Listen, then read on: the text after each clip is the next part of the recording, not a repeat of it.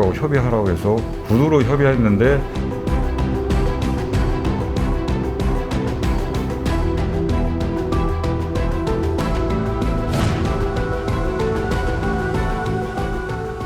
저기 아파트 지면서 여기다 갖다 다 버리고 갔어. 대전 최초의 학생운동인 38 민주이거. 당시 이승만 정권의 독재에 저항한 대전 지역 학생들과 시민들의 민주주의를 향한 용기는 4.19 혁명의 단초가 되었습니다. 지나간 시간은 역사로 남습니다. 영광의 역사도, 때론 아픔의 역사도 모두 우리가 기억하고 보존해야 할 역사이죠. 그런데 얼마 전 대전시가 옛 충남도청사의 일부 건물과 향나무를 무단으로 훼손해서 논란이 됐습니다. 과연 잘려나간 것은 향나무뿐일까? 시민늑보 불청객에서 따져봅니다. 네, 저는 지금 대전 중구 선화동에 있는 옛 충청남도 청사에 나와 있습니다. 대전시에서는 얼마 전 이곳에다가 소통 협력 공간을 조성한다면서 무단으로 향나무들도 철거를 했고요. 그리고 일부 시설물들도 역시 철거를 해서 지금 논란이 되고 있습니다. 오늘 시민늑보 불청객 시간에서는 이 옛 충청남도 청사를 비롯해서 근현대 문화유산들이 어떤 상황에 처했는지 한번 들여다보도록 하겠습니다. 충청남도청이 내포 신도시로 이전되면서 지난 2017년 충남도는 문체부에 802억 원을 받고 옛 충남도청사의 소유권을 넘기기로 하는 계약을 체결했습니다. 그리고 현재 90% 가까운 매각 예산이 확보된 상태인데요. 그러는 동안 대전시는 매월 1억 원가량을 충남도에 주면서 이곳을 임차해 사용하고 있습니다.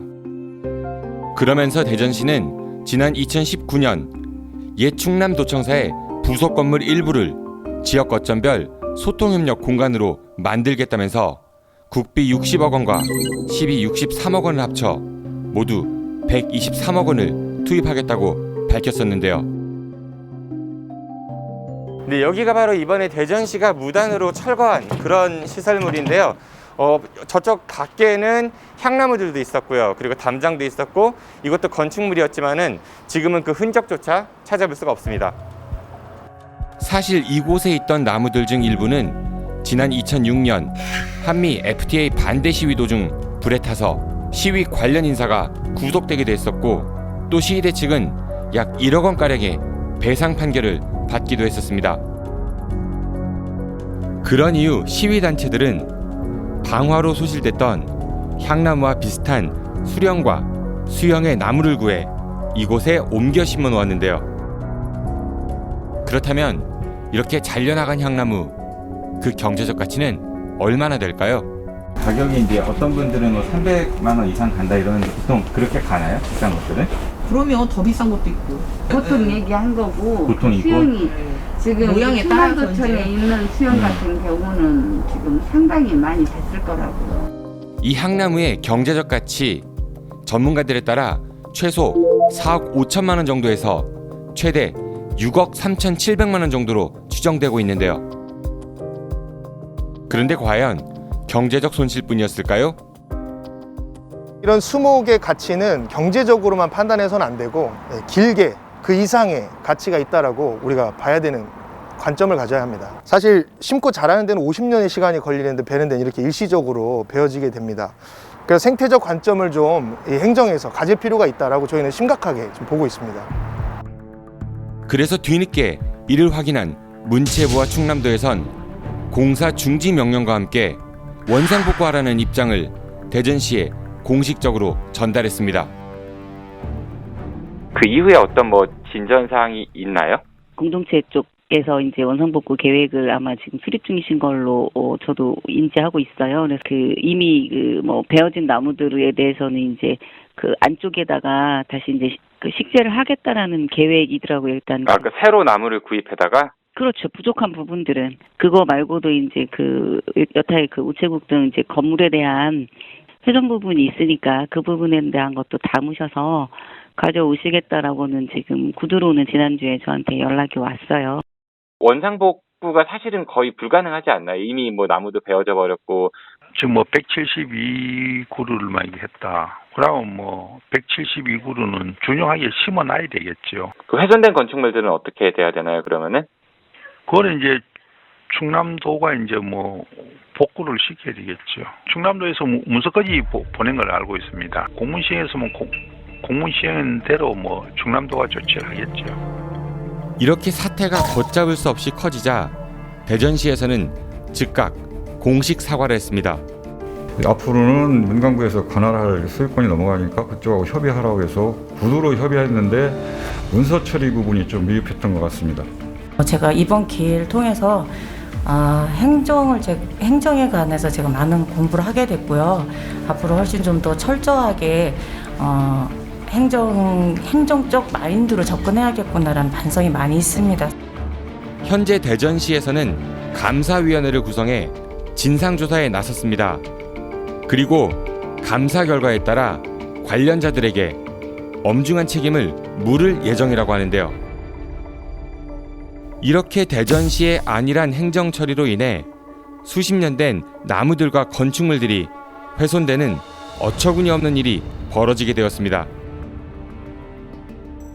대전시가 소유주인 충남도와 문체부와 협의도 없이 이렇게 향나무를 무단으로 베어낼 수 있는지 이해되지 않는 부분이 많이 있습니다. 더군다나 문서로 이루어지는 행정협의가 지극히 행정의 기본인데 이런 것도 전혀 이행되지 않았다라는 얘기잖아요. 이 대전시의 미숙한 행정에 대한 비판의 목소리가 그래서 높지 않습니까? 네.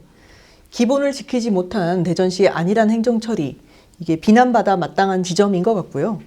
대전시가 이걸 소유하고 있는 게 아니라 임대해서 사용하고 있었던 것이잖아요. 근데 일반 세입자들은 어떻습니까? 집에 못 박으려고 해도 벽걸이 TV 달려고 해도 다 허락받아야 된다는 건 상식 아닌가요? 예. 그렇기 때문에 이건 일반 개인도 아니고 행정기관이 확인 없이 이런 행동을 했다는 것은 진상조사가 분명히 밝혀져야 될 내용이죠. 예. 더군다나 이곳에 짓는 건물이 소통협력 공간입니다. 네. 정작 이제 관계기관과 소통협력을 하지 못한 대전시의 행정의 모순이 고스란히 드러난 것이 아닌가 이런 생각을 또 하지 않을 수가 없네요. 네. 저는 이번 사건을 계기로 유형 또 무형의 문화유산을 대하는 대전시의 부족한 인식이 여지없이 드러났다 이렇게 생각도 해봤는데요. 비록 향나무 자체가 문화재는 아니지만 충남도청사와 함께 100년에 가까운 대전의 역사를 고스란히 품고 있는 나무들이잖아요. 네. 긴 세월의 역사를 너무 가볍게 여긴 것은 아니었나. 말씀하셨듯이 이제 이 문제를 단순히 향나무 훼손으로만 볼 수 없는 여러 가지 문제가 있는 것 같습니다. 이 대전시의 미숙한 행정도 분명히 문제가 됩니다만 한 걸음 더 들어가서 또 어떤 문제가 있는지 살펴보도록 하겠습니다. 충남도청이 내포 신도시로 이전한 뒤 옛 충남도청사의 활용 방안에 대해 여러 이견이 있었습니다. 그러다가 역사적 상징성이 고려돼서 이곳 1층에는 대전 근현대사 전시관이 그리고 2층에 있었던 도지사 집무실은 그대로 보존돼 일반 시민들에게 무료로 개방했었는데요. 하지만 허태정 대전시장은 원도심 활성화에 도움을 주겠다면서 옛 도지사 집무실과 부지사 집무실을 자신의 제2집무실과 회의실 등으로 사용하고 있습니다. 이곳 옛 충남도청사는 일제강점기 때 지어진 우리 민족의 아픔을 고스란히 담고 있는 소중한 문화유산입니다. 그리고 그 희소성도 높기 때문에 각종 유명 영화나 드라마 촬영지로도 널리 활용되고 있는데요. 시장 제2집무실이나 소통협력공간 같은 그런 시설들이 이런 소중한 근대문화유산에 들어오는 것이 과연 바람직한 것일까요? 이런 상황에 대해 전문가는 대전에 남아있는 근대 시설물들에 대한 대전시의 인식에는 문제가 있다 이렇게 지적을 하고 있습니다. 그 대전에는 우리 충남도청 건물 말고도 그 근대 문화유산으로서 지어졌던 건물들이 제법 있고 한국 전쟁 중에 그 여기가 임시 수도 역할을 했잖아요. 그 흔적도 많이 남아 있는데 안타깝게도 그 민간에 매각된다든지 이래가지고 좀 잘 보존이 되지 않고 있습니다. 방치되어 있다. 네, 방치되어 있습니다. 그래서 전문가와 함께 대전에 남아있는 근대 시설물들 중 일부를 둘러보기로 했습니다. 여기는 일제강점기 때 식산은행 자리입니다. 식산은행이 무슨 역할을 했냐면은 일본인들의 대전 정착을 도와줬던 그런 금융기관 자리거든요. 해방 후에 산업은행 대전 지점으로 활용되다가 민간에 매각되어 지금 안경점으로 지금 이용하고 있습니다. 그리고 멀지 않은 곳에 또 다른 일제강점기 건축물이 있었습니다. 이곳이 그러면은 예전에 동양척식 주식회사였던 곳인가요? 그렇죠. 동양척식 주식회사는 그 일제가 한반도 수탈을 하는 식민 수탈을 하는 그 아주 가장 대표적인 그런 기관이었어요. 일제강점기인 1921년 지어진 옛 동양척식 주식회사. 지난 2004년 국가등록문화재로 지정됐는데요. 하지만 이렇게 소중한 근대문화유산은 얼마 전 개인에서 또 다른 개인으로 소유권이 넘어갔고, 이렇게 아무 표시도 없이 가림막만 쳐진 채 보수공사는 중단된 상태였습니다. 지금 뭔가 공사를 하는 것 같은데요? 근데 이상한 혹시 철거되는 건 아닌지 모르겠네요. 표시도 없는 것 같고. 예, 대전시에서 너무 이런 근대 문화유산을 방치하는 것 같아요. 그리고 또 하나, 대전에는 한국전쟁의 참상이 생생하게 남아있는 곳도 있다고 하는데요. 보시는 이곳이 이제 증약 터널입니다. 일제 강점기 기간에 이제 경부선 선로 부설하냐고 만들었던 자리인데, 한국 전쟁 당시에 이곳에서 퇴각 중이던 미군들이 그 인민군 매복돼 있던 인민군들에 의해서 이곳에서 미군들이 그 전멸당했던 곳이거든요. 보시는 바와 같이 막 저 타는 자국이 많이 남아 있죠. 예, 포탄 자국 굉장히 많네요. 예, 참 그런데 저 대전시의 무관심 속에 이렇게 방치되어 있다는 것이 안타깝습니다. 방치해놓고 나중에 이것이 사라져 버리면은 우리 근대문화유산 이런 것이 그 하나도 남아 있지 않을 것 같아 걱정입니다. 그렇다면 이런 대전시와는 달리 근대문화유산을 잘 보존해서 도시 브랜드 가치를 높이고 있는 다른 지자체에서는 어떤 노력을 하고 있을까요? 지금 제 뒤로 보이는 이 건축물이요, 일제강점기 때는 조선은행으로 활용되다가 나중에는 해방이 되고 나서 나이트클럽으로 운영이 됐었다고 합니다. 하지만 군산시에서 이 건축물을 매입했고요, 현재는 군산의 근대건축관으로 활용되고 있습니다. 군산시는 단순히 건축물 보존을 넘어 우리 민족의 아픈 역사를 기억할 수 있는 공간으로 재탄생시키고자 했다고 하는데요. 과거에는 일제 잔재 청산이 대세였습니다. 그러나 일제 잔재 청산도 좋지만 이제 그런 것을 극복할 수 있는, 다시 말해서 보존하고 활용할 수 있는 방안을 모색하게 되었습니다. 그래서 군산시는 근대산업유산 벨트화 사업, 근대 역사 경관 토지 조성 사업을 통해서 과거 일제시대에 있었던 행정기관, 금융기관, 산업시설 등등을 보수하여 현재 보존하게 되었습니다. 이처럼 군산시에서는 남아있는 근대 건축물들을 지자체 차원에서 적극적으로 매입해 다크 투어리즘 프로그램을 만들었고, 그래서 이 일대는 현재 소중한 역사교육의 장으로 활용되고 있다고 합니다. 아무리 시장 제2집무실 소통협력 공간이 중요하다고 할지라도 그런 시설들을 굳이 꼭 이렇게 소중한 근대문화유산에 입주를 시켜야 할까요?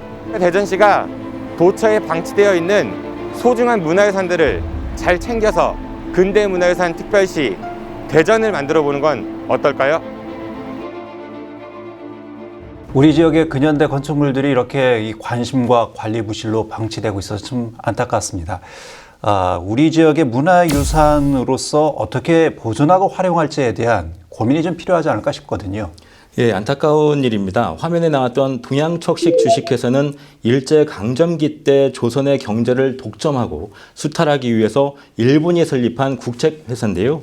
현재까지 남아있는 곳은 대전과 목포 그리고 부산 세 곳입니다. 보존도 중요하지만 활용 방안을 찾는 방법도 고민이 필요하지 않나 이렇게 싶은데요. 과거의 유산의 현재적인 가치를 복합적으로 재해석해서 리사이클을 넘어서 업사이클링하는 그런 방안에 대해서도 우리가 다 같이 좀 고민해보는 계기가 됐으면 좋겠습니다. 국가 등록문화재, 시 등록문화재 이렇게 지정돼서 관리가 되면 다행인데요. 문제는 개인 소유의 비지정 문화재들입니다. 이 제도권 밖에 있기 때문에 개인이 문화재급의 역사적 가치가 있다 하더라도 개인의 재산권 행사에 대해서 뭐 막을 수 있는 그런 방법이 잘 없고 그 문화재로서의 가치를 보호할 수 있는 방법이 많지 않다. 이런 문제죠. 예. 그래서 일단 비지정 문화재들의 실태 조사가 우선 필요할 것 같고요.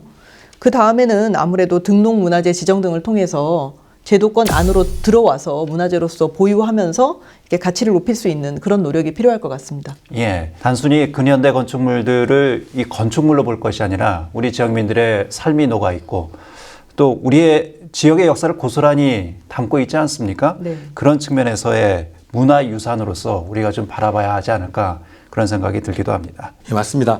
최근 역세권 개발 사업을 비롯해서 대전 곳곳에서 주거환경 개선 사업 등 도시 재개발이 한창인데요.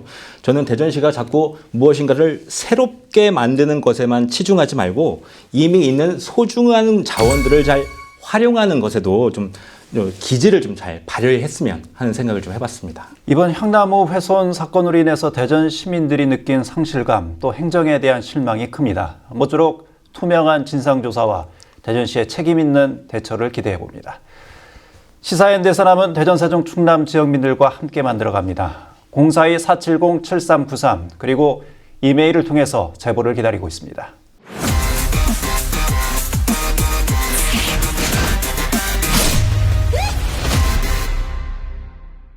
한 주간의 대전, 세종, 충남의 이슈를 하나의 숫자, 공간, 사진으로 들여다보는 대세남 줌인.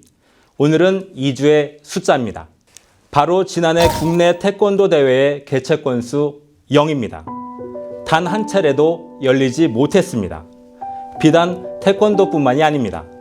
체조, 수영, 유도 등 대부분의 접촉 경기 모두가 같은 상황이었습니다. 예.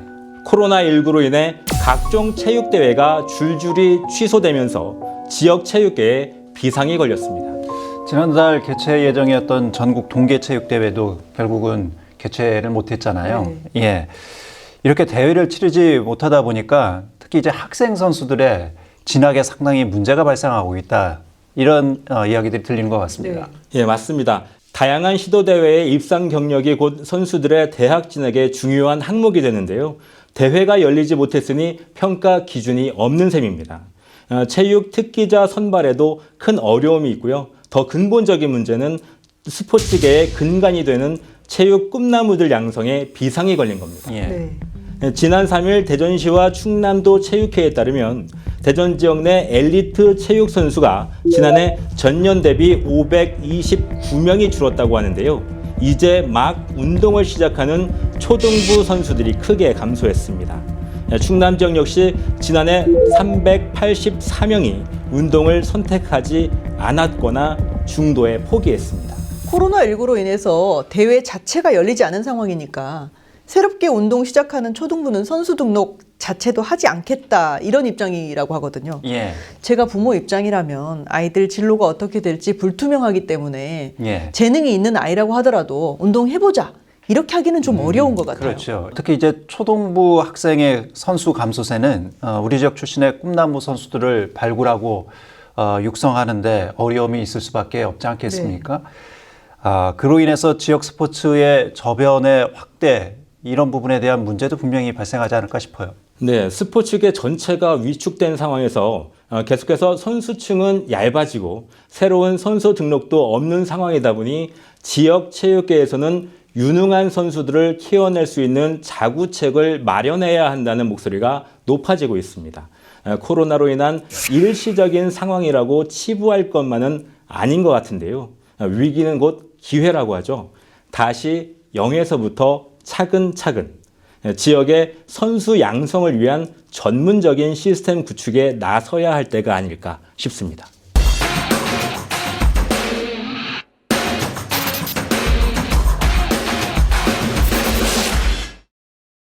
시민의 눈높이로 시민과 함께 옳고 그름을 따져보는 시시비비입니다. 지난 3일 대전시는 정부의 부동산 대책에 맞춰서 오는 2030년까지 12만 9천 가구의 주택을 공급하겠다고 밝혔습니다. 이는 대전 곳곳의 대대적인 개발에 대한 예고이죠. 재개발과 재건축으로 새롭게 변화하고 탄생하는 것들이 있는가 하면 그 이면엔 사라지고 밀려나는 것들도 존재합니다. 오늘 CCBB에서 그 현장을 찾아갑니다. 대전광역시 천동 3지구 주거 환경 개선 사업의 일환으로 재개발이 확정된 지역인데요. 3,000세대가 넘는 아파트 단지가 들어설 이곳은 곧 철거를 앞두고 있습니다. 주민들이 떠나고 인적이 끊긴 철거촌의 밤. 어두운 골목을 떠날 수 없는 녀석들이 있습니다.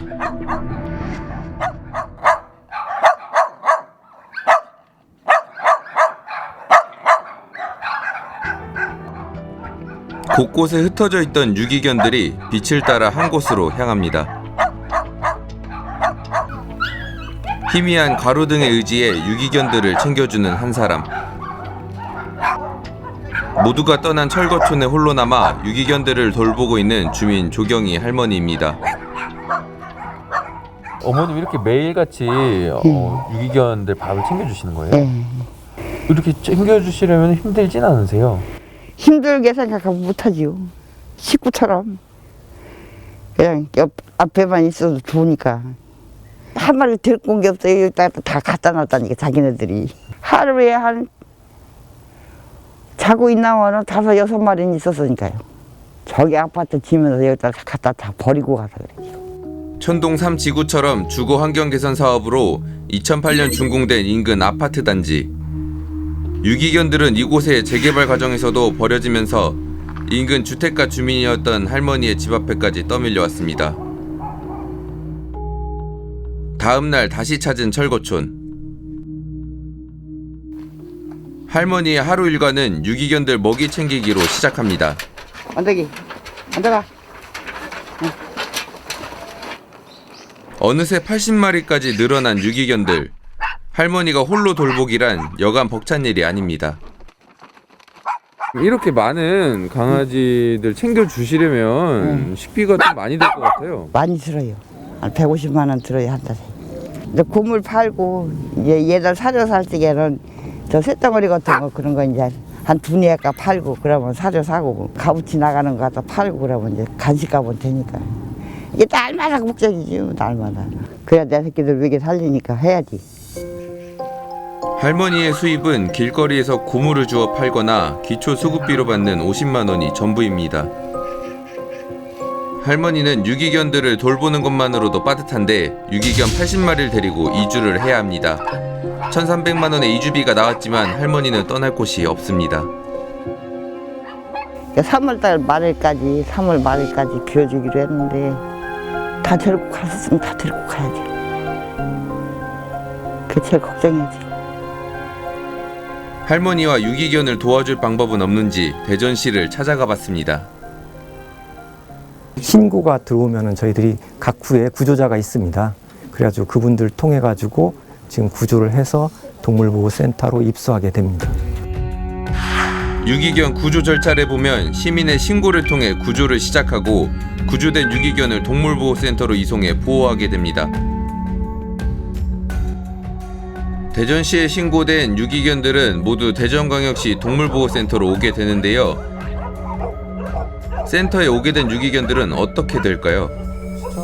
저희 과장님이 여기 10일 동안 주인을 찾는 이제 공고가 이루어지고요. 공고가 끝나면 입양을 갈 때까지 저희가 최대한 보호를 하고요.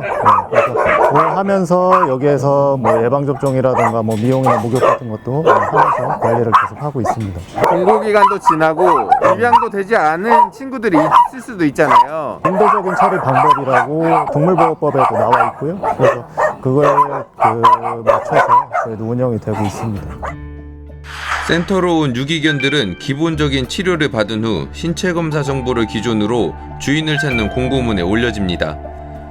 10일이 지나도 나타나지 않는 경우 입양 절차를 밟게 되는데요. 문제는 입양되지 않았을 때입니다. 계속 입양이 되지 않고 큰 질병이 생기는 등 보호기간이 길어지는 경우 안락사가 진행되기도 합니다.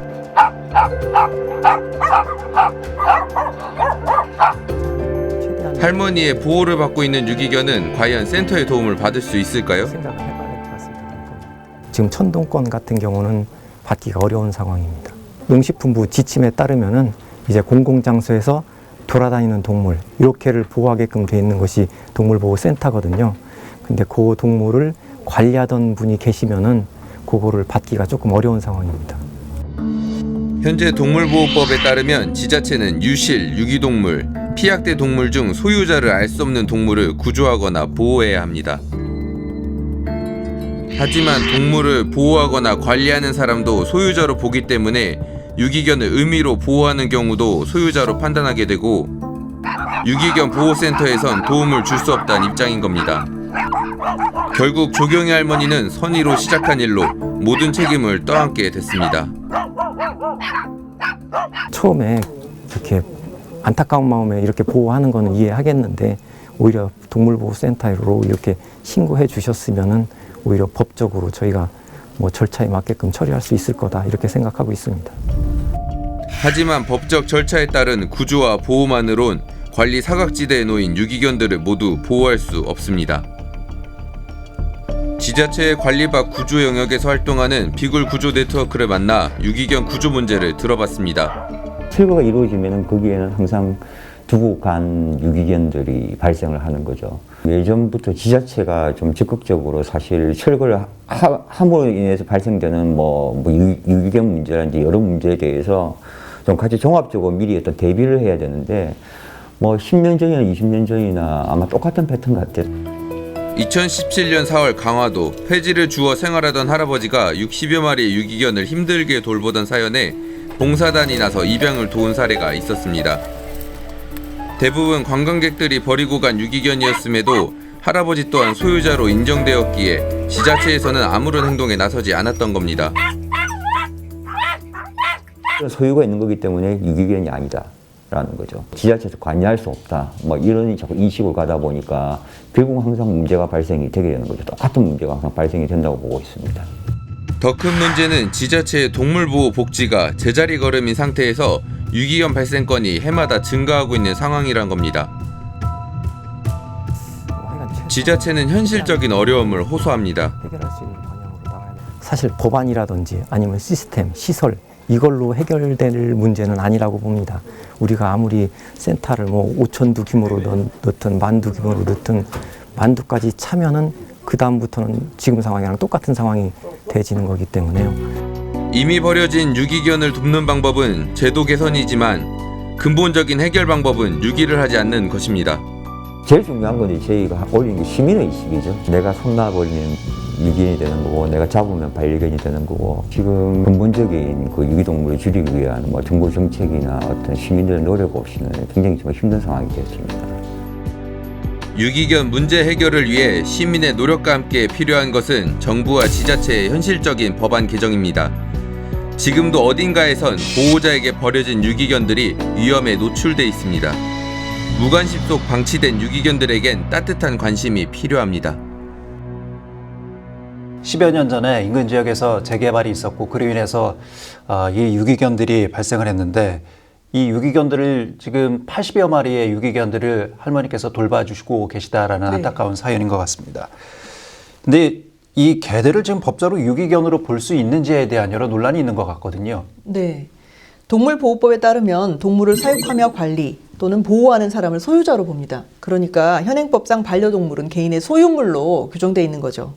그래서 현재 대전시 입장은 할머님이 안타까운 마음으로 유기견을 그동안 보호해 주신 것 맞지만 할머님의 소유물이 되어 있는 거다. 그렇기 때문에 더 이상 유기견으로서 도와줄 방법은 없는 것이다. 이런 입장인 것 같습니다. 그렇지만 미리 신고를 했으면 도와드릴 수 있었다.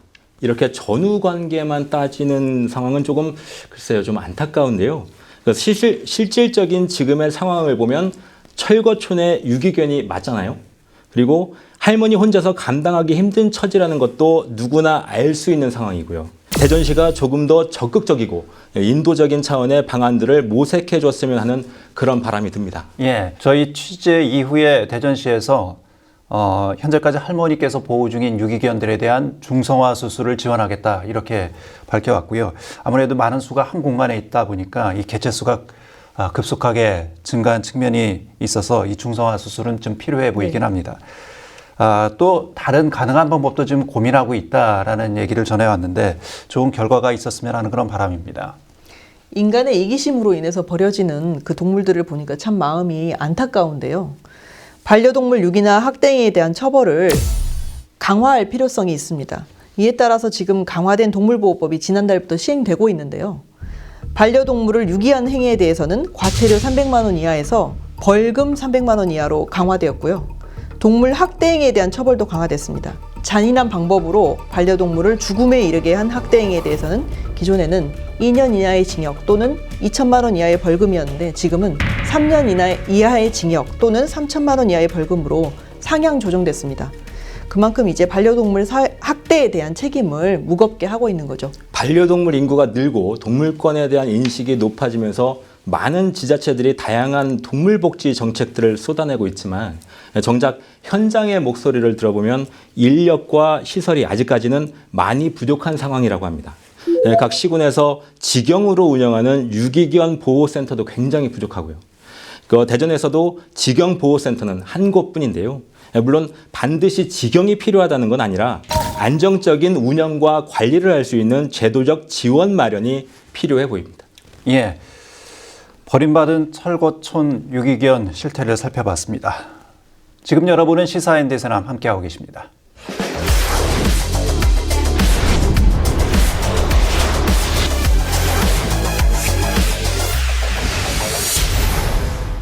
방송을 탄 기자들, 방탄기자단의 거침없는 시사 토크, 시사 도리치기 시작합니다. 전자신문의 강호선 기자, 충청투데이 이정훈 기자와 함께합니다. 두 분 어서 오십시오. 자, 최근에 대전시에서 이 친환경 급식 사업에 대한 논란이 일고 있습니다. 먼저 대전시가 현재 추진하고 있는 친환경 급식 사업의 개요부터 좀 살펴볼까요? 네, 이 사업은 3년 전 아이들의 밥상의 질을 높여주겠다는 취지에서 시작된 사업인데요. 어린이집이나 유치원에 친환경 농산물을 구입하는 데 드는 비용의 차액을 지자체가 지원해주는 사업입니다. 이 사업을 보면 1인 1식 기준 300원 정도를 이제 지원해주게 되는데요. 이제 문제는 친환경 농산물인데 친환경 급식이 아닌 로컬푸드 중심으로 이뤄지고 있다는 점인 거죠. 예. 이러다 보니까 현장에서의 반응은 달갑지만은 않습니다. 네, 실제 교육 현장에서 배송된 농산물 꾸러미를 한번 살펴보면 친환경 농산물이 거의 없고 오히려 대전에서 생산된 뭐 쌀과 호박, 버섯 이런 일반 농산물이 대부분이었다는 것을 사실을 확인을 할 수 있었고요. 교육 현장에서도 이를 놓고 뭐 친환경 농산물도 아니고 식단에 맞춰서 이렇게 보관하기도 용이하지 않아서 좀 어려움을 겪고 있다. 이런 식으로 어려움을 토로를 하고는 있는데요. 시가 지난해 동안 이제 100억 원 가까이 예산을 투입을 했는데 정작 아이들의 밥상이 오르는 것은 친환경이나 이런 무농약 같은 농산물들이 아니라 오히려 일반 사실상 그 잔류농약 기준치만 통과한 일반 농산물이어서 좀 논란은 잠재워지지 않을 것 같습니다. 그러니까 친환경 사업이라면서 이 지원까지 해줬는데 결국은 아이들이 먹는 것은 친환경 농산물이 아니라 로컬 푸드다. 그러니까 지역 내에서 생산한 농산물이다 이런 얘기잖아요. 네, 로컬푸드라고 해서 꼭 나쁜 건 아니거든요. 이제 지역에서 생산되다 보니까 생산자와 소비자 간의 거리가 줄어들기 때문에 그만큼 신선한 식품으로 공급할 수 있다는 이점은 있습니다. 예. 다만 이제 논란의 핵심은 친환경이 아닌 왜 친환경 급식 지원 사업을 하느냐, 결국엔 사업의 취지에 안 맞지 않느냐 이런 지적인 거거든요. 그러다 보니까 대전시도 이제 뒤늦게나마 애초에 로컬푸드 중심의 사업이었다 해명을 하고 있는 상황인 거고요. 그러다 보니 결국 취지는 좋았지만 논란을 스스로 자초한 사업이다 이렇게 볼 수 있겠습니다. 예. 그러면 농가들의 반응은 어떻습니까? 농가들은 우리 지역에 있는 농가들은 직접 본인들이 농사를 지어서 학교에 급식을 제공을 한다. 이런 측면에서는 농민들에게는 좀 기회적인 측면에서 반가운 일이지 않을까 싶긴 한데요. 네, 일단 대전시에서 이 친환경 급식 지원 사업으로 지난해 어린이집과 유치원에 이 농산물을 납품한 농가는 지역에서 106곳으로 지금 조사가 돼 있는데요. 사실 이는 그 전체 농가의 2%에 불과한 수준밖에 안 되고 있습니다. 예. 특히 이 106곳의 매출을 분석을 해보면 상위 7곳이 전체 매출의 50%를 싹쓸이할 만큼 실질적으로 지역 농가들이 혜택을 본 것이 없다 이렇게 분석이 되고 있고요. 예. 오히려 나머지 농민 그 99명 또한 평균 1,300만 원밖에 이렇게 매출을 올리는데 그치지 못했기 때문에 실질적 효과는 나타나지 않았다. 저는 이렇게 바라보고 있습니다. 그럼 뭐 친환경 농산물도 아니고 로컬 푸드라고 하지만 우리 지역 전체 농민들이 혜택을 보는 것도 아니고 일부 소수 농민들만 혜택 보는 그런 사업이 돼버렸다 이런 얘기인가요? 네, 그런 식으로 지금 사업이 여전히 흘러가고 있는 상황입니다. 이번 논란이 있기 전에도 계속 비슷한 지적들이 있었잖아요. 지난해에는 배송 문제도 있었고요. 그렇습니다. 지금 이번 논란은 사실 지난해부터 꾸준히 제기되어 왔었는데요. 문제는 작년 당시만 해도 친환경이다, 로컬이다 이런 문제를 할 것 없이 상품 품질이 너무 제각각일 때가 많았고 이 배송 자체가 주 1회에 한정지어서 오기 때문에 이 교육 현장에서 이 보관을 하는데 너무 어려움을 토로를 많이 했었거든요. 당시에 그 한 유치원 관계자가 언론과의 인터뷰를 한 모습을 보면 현금으로 지원을 해주면 될 것을 왜 현물로 줘서 이런 불편을 오히려 감내하게 하느냐 이런 어려움을 토로도 했고요. 이 문제는 지금 교육 현장뿐만 아니라 대전시 의회까지도 나서서 이 방식에 대해 수차례 개선을 요구를 했었는데요. 하지만 대전시는 여전히 그 배송 문제나 공급 품목에 대해서 뭐 개선하고 노력을 하겠다라는 강조만 할 뿐 여전히 사업을 이어가고 있는 상황입니다. 그러니까 대전시는 우리 지역의 친환경 농산물 생산 농가가 부족하다는 사실도 이미 인지하고 있었고 그 로컬 푸드로 충당해야 된다는 사실도 알고 있었다는 거잖아요. 그런데도 대전시가 친환경이라는 이름을 붙여서 지원하는 이유가 뭘까? 이런 의문점이 남네요. 그런 점 때문에 일각에서는 허태정 대전시장의 측근 챙기기 때문이 아니냐 뭐 이런 뒷말이 나오고 있다면서요. 네, 이 사업에 대한 지적은 꽤 오래전부터 나왔습니다. 그럼에도 계속 뒷말이 나오는 이유는 대전시의 태도가 달라지지 않기 때문인데요. 그와 관련해서 이제 허태정 대전시장 선거 캠프와 관련 있는 것이 아니냐 이런 뒷말이 많습니다. 내용을 살펴보면 허태정 시장이 유성구청장으로 재임했을 당시부터 로컬푸드 사업을 해왔거든요. 이와 관련해서 이제 시장에 취임하고 난 이후 이 사업을 전역으로 확대를 했습니다. 그런데 이 사업을 주도하는 업체는 한 곳이거든요. 그런데 지난해도 이 배송이라든지 여러 가지 문제 때문에 업체를 3곳으로 늘렸습니다. 근데 이 업체는 계속 참여를 하고 있는 거죠. 그리고 이 업체에 참여하고 있는 임원들은 또 허시장 캠프에 참가했던 전적이 있고요. 그러다 보니 결국 이것을 두고 측근 챙기기가 아니냐 이런 뒷말이 무성한 겁니다. 친환경 급식을 둘러싼 최근의 여러 논란, 사실 뭐 어제 오늘의 얘기는 아닌 것 같습니다. 왜 자꾸 이런 논란이 발생이 되는지 근본적인 이유를 좀 진단을 해봐야 되지 않을까 싶거든요. 지금 시민단체가 감사원에 공익감사를 청구한 상태입니다. 분명 바로 잡아야 할 것은 바로 잡아야 된다라고 생각이 되고요. 목적성에 맞는 사업이 진행될 수 있도록 감시가 어느 정도 필요해 보입니다. 시에서도 오히려 떳떳하게 해당 사안에 대해서 좀 입장 표명을 내놓았으면 좋겠고요. 만약 뭐 친환경이다, 로컬이다 이런 부분에 대해서 문제가 없다면 그 아이들이 먹어도 유해하지 않는다는 것을 증명해내서 오히려 이를 불식시켜 나가야 되지 않을까 이렇게 생각이 됩니다. 다만 이 사업의 논란의 핵심인 친환경 급식을 하면서 왜 친환경 급식이 아니냐는 측면이 있는 거거든요. 근데 결국에는 지역 농가들이 로컬푸드 농가들이 이 사업 취지에 맞게끔 친환경 인증을 획득할 수 있도록 지자체가 도와주면 되는 겁니다. 그러면 지역 농가들이 결국엔 친환경 식품, 농산물을 공급할 수 있게 되면 결국엔 친환경 농산물 급식 지원이라는 사업 취지에 맞고 또 그 사업에 대한 논란이 해소가 되는 거죠. 그렇게 가야 된다고 저는 보고 있습니다. 이 아이들의 밥상을 둘러싼 어른들의 이 갈등, 특혜 논란 뭐 이런 얘기는 더 이상 안 들렸으면 하는 그런 바람입니다. 자, 다음 주제 살펴보도록 하죠. 충남 서산수협에서 30억 횡령 사건이 발생해서 지역 주민들이 여러 피해를 좀 호소하고 있다고 하는데요. 이 상황을 좀 먼저 살펴볼까요? 네, 서산수협은 전국 3대 수협의 한 곳으로 꼽히는 오랜 역사를 지닌 곳입니다. 서산시와 태안을 아우르는 어업인의 협동단체인데요. 53개 어촌계가 참여하고 있고요. 그런데 이 사건이 등장하게 된 이유는 서산경찰이 지난 1월 12일 날 태안경찰에 고소장을 내면서 드러났습니다. 직원 A씨가 19억 원 상당을 편취했다. 이런 혐의로 고소장을 낸 거거든요. 그 내용을 보면 이 A씨가 지난해 7월부터 19억 상당의 어구 또는 부품을 대금을 가로챘다. 이런 혐의로 고소장을 내면서 시작됐습니다. 처음에는 횡령 금액이 19억 원이라고 추정됐었나 보네요. 이것도 굉장히 큰 금액인데 구체적인 횡령 방법은 어떤 거였습니까? 네, 원래 이제 그 도매상이라든지 생산단체에 대금을 주어야 되는데 가짜 영수증을 만들고 또 그런 방식을 통해서 대금을 지급하지 않은 겁니다. 그러다 보니까 이제 결국에는 서산수협에서 결산 과정에서 이 문제가 드러난 거고요. 그런데 이 문제가 불거지고 난 뒤에 직원이 잠적을 했습니다. 경찰 수사가 시작되면서 잠적을 한 거죠. 그러고서 3일 뒤에 다시 자수를 합니다. 그래서 이제 경찰이 조사를 해보니까 A씨의 횡령 금액이 고소장에 드러났던 19억 원이 아니라 30억 2천만 원으로 드러났고요.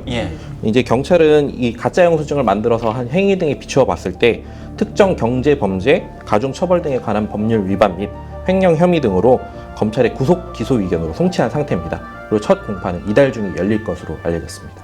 수협이라면 뭐 이 주요 고객이 지역 어민들이지 않겠습니까? 그렇다면 이번 횡령 사건으로 피해를 입는 것도 역시 어민들이지 않을까 이런 생각이 들 수밖에 없는 상황입니다. 네, 지금 서산 지역 같은 경우는 사실상 발칵 뒤집어진 상황인데요. 특히 일단 해당 사건을 놓고 그 조합원들의 공분이 상당히 일어나고 있습니다. 그 전국 3대 수협으로 80년의 역사와 명성을 이어온 서산 수협이 이런 횡령 사건으로 인해 최대 위기를 맞고 있다. 또 상황이 이런데도 조합 측에선 어떤 해명과 대책도 없이 시간만 지나가기를 기다리고 있다. 이런 식으로 성명서를 발표하기도 했습니다. 수협 중앙회에서도 감사가 진행 중이라면서요. 네, 수협에서도 중앙회 감사팀이 내려와서 이제 감사를 시작을 했는데요. 다만 이제 정확한 횡령액에 대해서 책정을 하지 못했습니다. 그러다 보니까 이제 서산 수협이라든지 어촌계라든지 이제 조합 이사 등이 대책위원회를 구성해서 자구책을 마련은 하고 있지만 결국엔 대의원들도 이제 보다 못해 비상대책위원회를 구성한 거고요.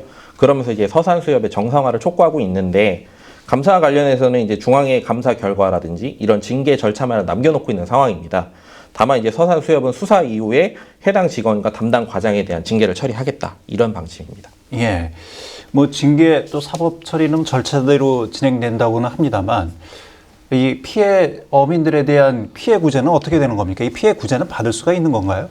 네, 일단은 비대위 측에서 지금 조합장을 비롯한 임직원 모두가 그 100배 사죄하고 좀 확실한 정상화 방안을 촉구는 하고 있는데요. 이 비대위에서 우선 주장하는 것이 지난해 11월 그 임시대의원 총회에서 가결된 7억 5천만 원 규모의 임직원 임금 인상분을 이 손실금 보전 등을 위해 반납을 하라고 요구는 하고 있습니다. 다만 이 서산수협 측에선 수시로 대책회의를 아직 열고 있고 정상화 방안을 마련하고 있으니 계속 기다려달라고 하는 이런 답변만 계속 내놓고 있는 상황입니다. 예. 임직원들이 책임을 통감하고 임금 인상분을 반납할 것인지 부분에 관심이 쏠리고 있는 거네요. 그렇죠. 네, 비대위의 요구는 도의적인 책임을 요구하는 거거든요. 결국엔 이제 조합원들에게 대책과 책임 있는 자세를 보여달라 이런 개념입니다. 임금 인상분 반납 그리고 책임자 변제 등으로 손실액을 메워야 한다 이런 입장인 건데요. 3월 5일 현재 보면 조합은 조합장이라든지 상임이사 등은 자진해서 임금을 반납을 했다고 하고요. 다만 이제 직원들의 경우에는 흑자 상황에도 몇 년간 임금을 동결해 왔다고 합니다. 그러다 보니 직원들의 경우에는 자발적인 참여에 기대해야 한다 이런 입장을 보이고 있습니다. 최 변호사님, 법적으로 피해 구제가 가능합니까? 법적 피해 구제가 일단 수협에 돈이 있느냐 이게 제일 관건이잖아요. 수협 자체는 사용자 책임을 져야 되기 때문에 예금 반환을 조합원들이 청구한다든지 피해 보상을 청구한다든지 했을 때 그 직원 개인의 일탈 행위에 대해서도 수협이 당연히 사용자 책임으로서 손해배상 책임을 져야 되는 거는 맞고 예. 다만 수협에 결국은 돈이 있냐 문제인데 이건 법적인 문제라기보다는 주민들한테 조합원들에게 책임 있는 자세를 보인다 이런 도의적 관점에서는 수협에서는 임금 인상을 좀 나중으로 미룬다 이런 어떤 정책적 결정은 가능하겠죠. 예. 비단 지금 이 문제는 해당 수협에 대해서만 문제를 거론할 것이 아니라 개인적으로 의견으로는 모든 수협 또는 농협과 뭐 금융 형태 이런 모든 곳으로 좀 넓혀서 앞으로 그 이런 사건에 대해서 좀 더 구체적으로 파볼 필요는 있다고 생각됩니다. 뭐 2019년도에도 정부가 농협이나 수협, 산림조합에 대한 그 채용 비리 전수조사를 오히려 한 적이 있었는데 예. 이번 횡령 사태를 계기로 관련 기관들에 대한 뭐 실태 조사나 좀 비슷한 유형의 사태가 없었는지 꼼꼼히 확인해 볼 필요가 있다고 생각됩니다. 예, 알겠습니다. 이 지역민들의 피땀 어린 재산이 허망하게 피해를 보는 일이 없도록 사태의 철저한 진상조사, 법적 그리고 또 도덕적 책임도 반드시 뒤따라야 하지 않을까 싶습니다. 여기까지 하겠습니다. 고맙습니다. 군 복무 중 성전환 수술을 받은 변희수 전하사가 지난 3일 안타깝게 세상을 떠났습니다. 변 전하사를 지지해온 군인권센터는 기갑의 돌파력으로 군의 소수자에 대한 차별을 없애겠다며 크게 웃던 전차 조종수 변하사를 기억해달라는 보고를 전해왔습니다. 끝내 우리 사회가 지켜주지 못했던 한 사람, 그에게 우리 사회의 차별과 혐오의 벽이 너무나 높았던 것은 아닐까 자성해 봅니다. 다음 주에 뵙겠습니다.